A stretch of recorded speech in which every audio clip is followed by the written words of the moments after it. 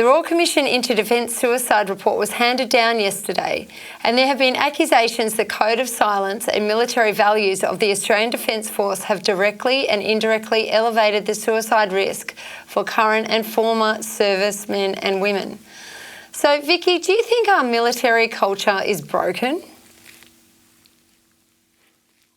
Yeah, essentially I do. I think that we have the only reason that this Royal Commission came about, Katherine, was because of those who were left behind, predominantly mothers who, women such as Julianne Finney, who went to the Parliament with a photograph of her son Dave. And I was there as a staffer, when she was walking around the building trying to get support for a Royal Commission, because what had happened to her boy, who was a Navy officer, was just not on, and she was determined that we do not enlist more people until it's fixed.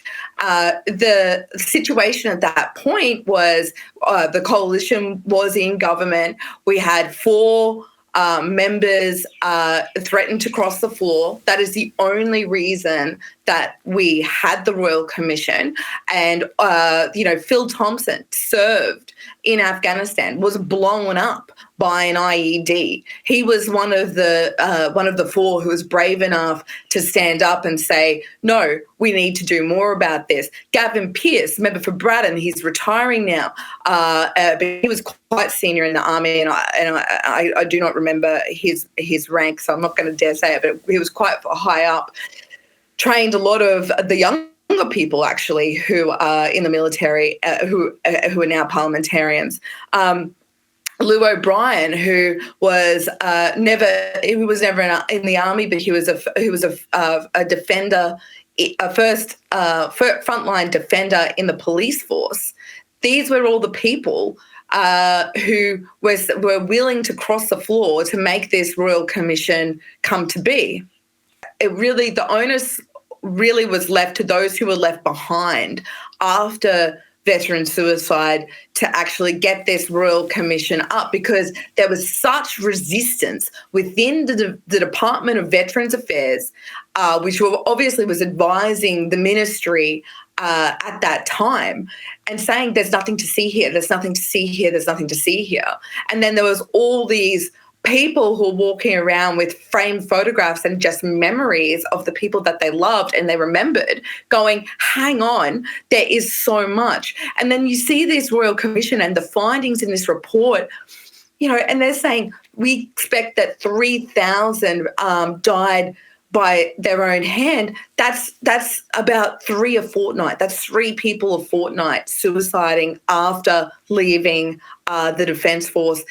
You're looking at figures which are really quite scary. Ex-serving males, their risk is ex-serving males suicided at a rate 4 times that.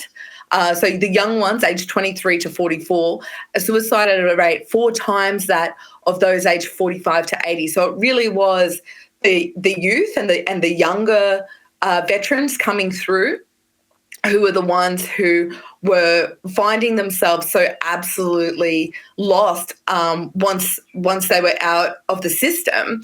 Next Friday is the 25th anniversary of East Timor. That was a massive operation led by Peter Cosgrove, and of course John Howard was Prime Minister then.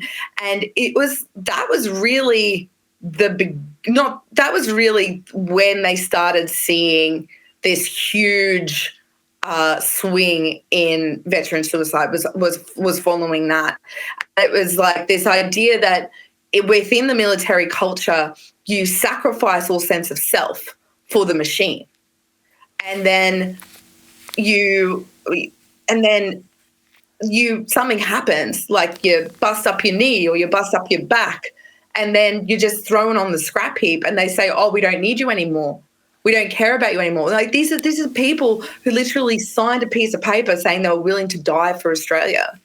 That's absolutely shocking, Vikki, that these, young men and women are prepared to lay down their lives for their country, and that is how they are treated when they are seen to be of no more use. But Vikki, I'd like to take a look at something, and Just have a look at actions speaking louder than words. And on indulgence, the member for New England. Thank you very much, Mr Speaker. And on indulgence, I too would like to recognise, because of her presence here today, Julianne Finney and the great loss she had with Dave. Absolutely disgusting. Albo walks out when these mothers and parents are being acknowledged on the floor. I mean, what do you think about that? I mean, that's our Prime Minister showing such disrespect. That is such disrespect. And, the veterans, the Albanese government has shown nothing but disrespect for the veterans. And particularly, the reason that I met Julianne Finney was because she was doing a press conference with the then Shadow Veterans Affairs Minister for the Labor opposition at the time, right? And she did this really, I was watching her just in tears. And Labor used her. They used her and used her as a prop for something. And now that they're in government and the Royal Commission has happened, and they have 122 recommendations and 3,000 pages to get through. I mean, I think the report, it's more than 3,000 pages. The report weighs 12 kilograms. They're saying only read it online because if you print it out, you're going to break your back.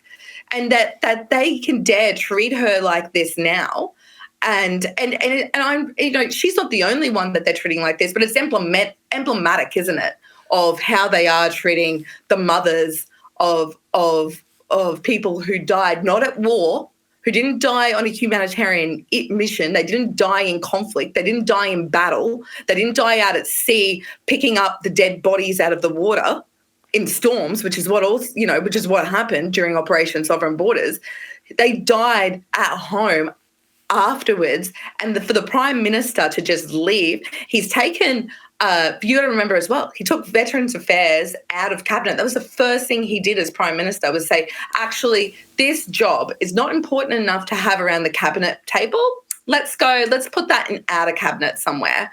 So Matt Keogh, who's a minister, he doesn't even get to go to cabinet, wouldn't even know what's happening. He doesn't have a voice at the table. He can't go in there and say anything that he would have to do. He would have to first approach the Minister for Finance, and he would have to have everything approved by Finance before he'd be able to move forward with anything. Oh, well, shame on Albo, shame on Labor for their lack of respect, not only for those servicemen and women, but for the families who also make the sacrifice to see their loved one, be put on deployment, to be moving around the country, indeed even the world. And it's, the parents, the spouses, the children, everyone is contributing to protecting the nation, and that's what Albo thinks of them all. And it's the whole government, Catherine. It's the whole government. So just for example, right, there is a war memorial near Oberon planted more than 100 years ago. Is an avenue of trees in a rural country town. The Department of Veterans Affairs has decided it's totally okay to cut them down so that they can get wind turbines through, so that they can put wind turbine blades on a truck and pull them through. So they are cutting down our war memorials. That is what's happening at the community grassroots level. So on one hand, they're cutting down our war memorials. They're taking the Veterans Affairs Minister out of cabinet, doesn't have a voice there, and now they're treating the parents and the people commission through once they were no longer politically expedient for this government. They're just abandoning them. Well, Vikki, you've almost nearly answered my next question, but you've written before on the massive problem of dwindling recruitment and retention rates for defence. Clearly, the lack of support for veterans and their families is a major issue, but why do you think young people are not signing up to serve their country? Well, I think it's a mixed bag. It's a whole lot of things. But the one thing is that as someone from a military family, and as someone who had I just wouldn't be able to say in good faith to any young person, yes, you should sign up. I just couldn't until they fix the system. and they fix their support for especially these young men, I just can't, because they start before, when you're giving them a cuddle before you say goodbye, they're one person, and they come back after a few years completely different. And that's someone that you're never going to get back again. And then there's the others who go through that extra step of loss where, where all the late night phone calls don't amount to anything. And it can be this, suicide is one of those things where you can provide someone all the support in the world. You can be texting them, you can be calling them, you can try and be there with them as much as you can by their side. Yeah. And it's still not enough. Well, with the way the world is going, Vikki, I genuinely fear that we would be unable to deploy a rapid mass mobilisation if we had to defend our country with the state of affairs that we now have. So, look, I want to say thank you. Be able to. We're not war ready. Absolutely not. We would not have a chance. We don't even have boats anymore. God, it's such a dire state of affairs, Vikki. Very disheartening.